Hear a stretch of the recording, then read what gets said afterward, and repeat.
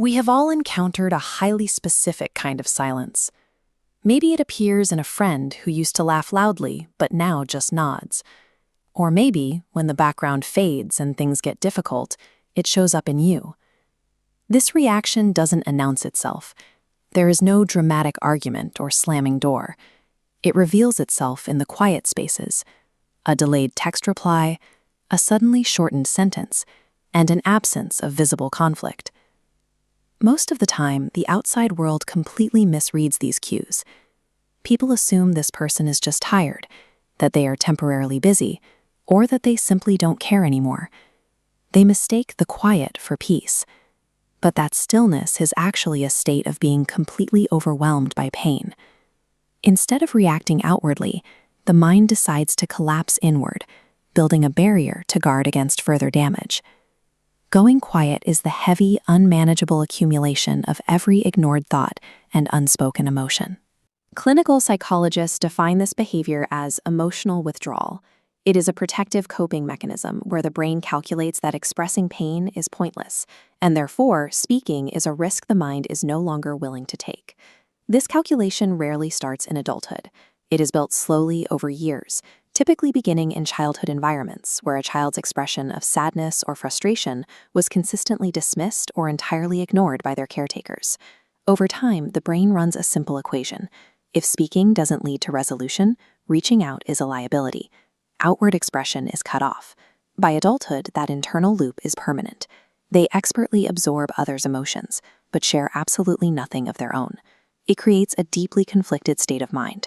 They spend their lives desperately wanting to be understood while operating under the core assumption that they never will be. This withdrawal might look immediate to an outside observer, but it is always a slow retreat. It begins with active, subtle attempts to communicate the problem. This graph illustrates a reduction in emotional output over time. At first, direct explanations. When those fail, subtle hints.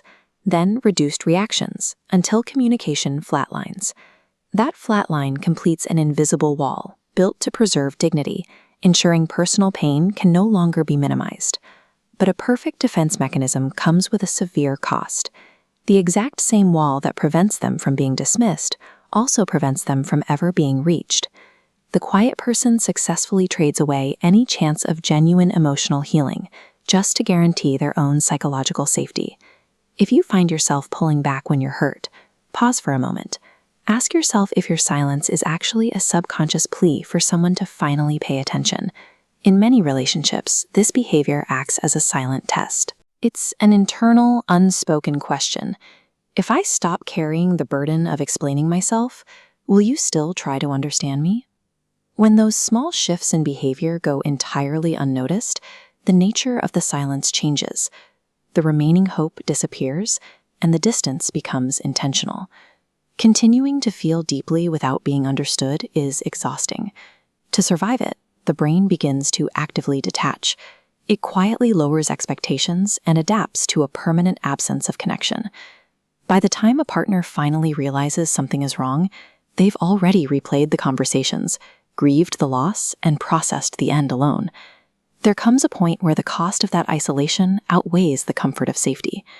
The individual realizes their protective shield has become a cage, keeping both the pain out and the connectionality flaw. It was a necessary armor your mind built to protect you when you felt you had no other choice. Dismantling that armor doesn't require a perfect, polished explanation of your internal world. It only requires the willingness to offer one honest, unrefined sentence, letting someone see a fragment of what you usually hide. For those watching from the outside, the response isn't a demand for answers. It is a commitment to consistent presence and gentle curiosity, creating the rare kind of safety that allows a quiet mind to slowly reopen. We can only begin to build real connection when we stop treating silence as empty space. We have to learn to recognize it as a heavy, profound language,